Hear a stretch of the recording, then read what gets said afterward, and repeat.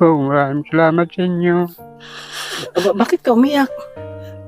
Ha? Ayan po mga kabayan, no? Nandito na kami sa area at ito nakita na natin si tatay. Namingwit si tatay, oh. Sa yung ating subject ngayon na pupuntahan yung lugar niya. Napakalayo lang nito. Tingnan mo, kita nyo naman yung aming dinaanan, no? Ilang bundok na dinaanan namin bago makarating dito at tatawid pa kami ng ilog. Wala kaming dala ngayon. Scout lang po kasi ito. Mga kabayan, wala kaming dalang bigas, walang grocery. Abutan lang natin ng kaunting halaga na ibigay po natin pagka nag-scout po tayo. And then babalikan po natin siya sunod na araw kung anong pwedeng may dala sa kanya. Ayan, samahan nyo kami. Ang problema dito, yung aming dadaanan ay ilog. No?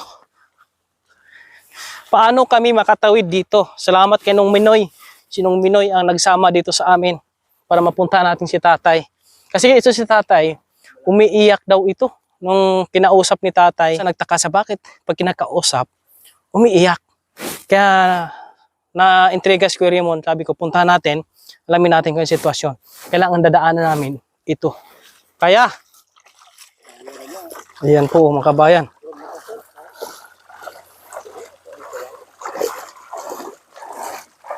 Buti na lang may taga tawid kami, si Raymond. Kaya? Ayan, tatawid po tayo mga kabayan, no? Papasantay dito kay Raymond.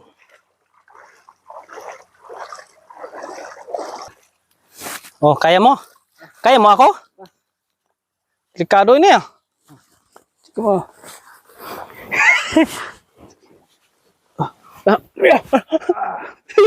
Grabe na ito mga kabayan.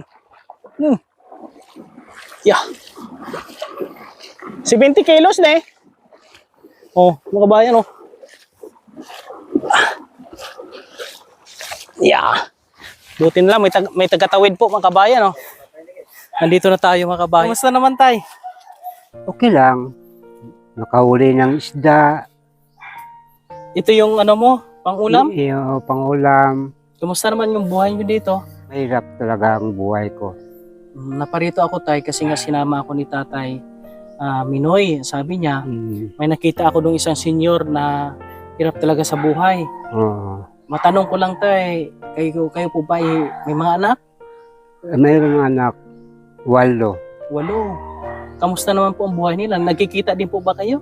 Minsan noon, nagkita kami, nagsama-sama kami noon. Pero naghiwalay na kami. Napunta ako sa Negros para lang magkita kami ng anak kong 2. Nagkita naman po kayo? Oo po. Galing kayo ng Maynila dati? Oo. Nagtrabaho kayo doon? Nagtrabaho doon. Ano pong trabaho nyo doon? Kahit anong trabaho, basta katrabaho, kahit ano, minsan magdamo sa mayaman. Pero kung wala naman. Ibig sabihin yung mga anak mo nandoon sa Manila ngayon? Oo, opo. Mga ilang taon na hindi kayo nagkita? Mga 6 years na siya yata kung hindi tagal na pala. nakita. Pero yung misis mo, andito misis mo? Nandito pa rin yung misis ko, pero may kasama ng lalaki. Uy! Mag-asawa. May iba ng asawa pala ang misis ni tatay. Ako na nga lang tay. Baka makakuha ako dito. wala lang pang Yeah. ano. Mga kabayan, nakakalungkot naman marinig na si tatay nag-iisa na lang sa buhay at yung kanyang kasama dati sa buhay ay mayroong ng ibang kasama. Kamusta? Sino po ang nagsusupport sa inyo dito? Ay wala naman ang support sa amin kasi yung mga tao dito okay man, po Tutulungan kanila? minsan tutulong sila, minsan hindi naman, kay Bigla mahirap din siguro. hirap talaga ang buhay man. Kamusta yung pambigas-bigas mo? Yung Pang-ulam, walang problema kasi dito mamimingwit lang sa dito mga kabayan. Ang yung pambigas mo? yung pangbigas sa akin, pangbigas, kung di ako magtrabaho, hirap talaga, hindi ko makikita ng bigas. Paano yan? Kung wala kang trabaho, walang yun bibigay na ng bigas. Yun Ano na. yung pagkain mo? Saan ka humihingi? Yung minsan, may tao nagtulong sa akin kasi ano ko sa kanila, hindi ko hirap talagang buhay ko. Gusto ko makahanap sa inyong trabaho para lang makakain ako. Yun, salamat na bigyan ko nila ng trabaho para lang makabili ng bigas. Eh ngayon mga kabayan, nag-scout tayo. Lagay mo naman dito to ha. Oo. Hindi mo, ano yan. Ano ako dito ngayon, pinuntahan kita Opo. dahil gusto kong makita yung sitwasyon mo. Po. Kita ko naman, hirap ka talaga dito. At Po. yung bahay po ni tatay, yung pong bahay ni tatay sa taas, naabutan natin siya na Mingwit. mingwit sa dito para mayroon sa pang-ulam. Opo. May bigas ka pa doon. Mayroon po konti. Ikaw po ba may kasama ka na po sa senior sa mga Opo. pension? Opo.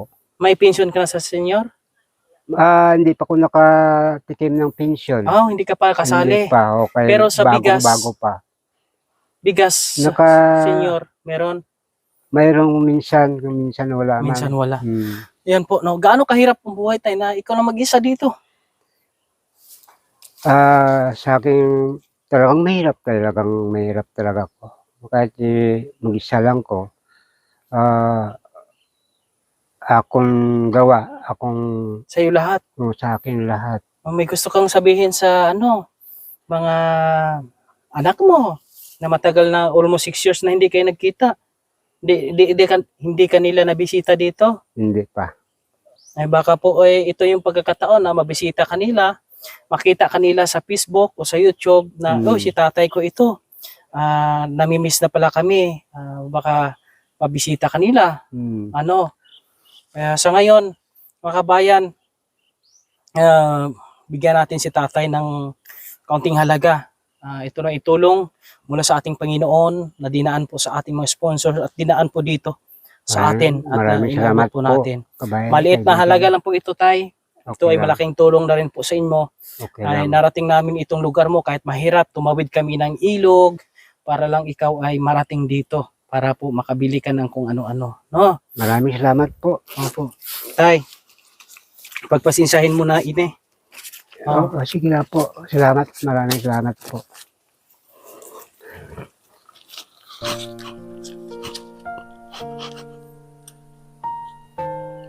Maraming salamat sa inyo, kaibigan. Bakit ka umiyak? Ano lang ko. Ano yung kaunting halaga lang yan para sa'yo? Ano namin yung sitwasyon mo? Pambili mo ng bigas, pambili mo ng ulam para hindi ka na maghirap ng dito, tay.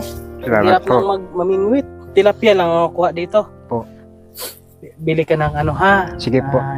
Yan lang aking naiabot sa'yo ngayon. Sige Bili po. ka ng bigas, saka Ulam. pang-ulam. Sige Kahit po. tuyo Maraming siguro. Lugay na maubos yan. Oo. Mga kabayan, no?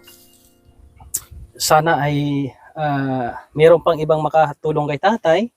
Bukod sa atin, sabi nga po ni tatay kanina, na yung mga anak niya hirap din po sa buhay. Kaya ay hindi po halos nakasuporta sa kanya. Kaya naunawaan po natin yan. Kaya nandito tayo para po umalalay mga kabayan. Yung ating video ay pwede maging daan para po makita ng iba at may makatulong din po sila kay tatay po mga kabayan. Maraming salamat sa inyo po. May gusto kang sabihin, tay? Mayroon ako gusto sabihin sa inyo dahil naintindihan ko nga hindi kayo nagpabaya sa akin. Napunta kayo dito para lang ma-survive sa akong ng hirap ng buhay sa aking mag-isa. Yan po. Mga kabayan, no? Maliit na bagay ay malaking tulong na yan para sa imutay, no? Kaya Po po. ay mula sa ating mahal na Panginoon. Siya ang nagbigay ng blessing sa atin. Yun po yung ginagamit natin pang tulong, pambigay sa ating mga lolo o sa iba pa nating mga kaibigan o sa iba pa nating mga kababayan na higit na nangailangan ng tulong. Maraming salamat po. Yan. Kung mawala ng pag-aasa, tay, mamingwit ka lang na mamingwit. Marami kang isda makukuha dyan. May pang-ulam ka na. Sa sunod, makabalik kami dito, madala kami ng bigas. Maraming salamat. Sasakay na lang kami ng kalabaw na yan, no? Sakyan na lang po namin yan patawid po dyan mga kabayan. Yan lang po, no? Mahirap nito puntahan kasi tawid, ilog. Ilog. Kaya mapuli ka na eh. Uwi ka muna. Iwanan Yun mo muna yung ano mo dyan. Maraming O salamat po. mamingwit, o dyan ka lang muna. Opo. O dyan ka lang mo, mamingwit ka lang dyan. Yan lang po mga kabayan, no? Yung ate pong pagbisita dito kay tatay. At ito pong pangalan tay? Rodolfo Angki. Tatay Rodolfo na nabutan natin sa ano dito ng namimingwit mga kabayan. Maraming salamat po sa inyong pagsama sa aming pag-scout ngayong araw na ito. At si tatay talaga makita natin na kailangan niya po ng tulong po mga kabayan. Kaya salamat sa inyong suporta po kay Kuya Raymond.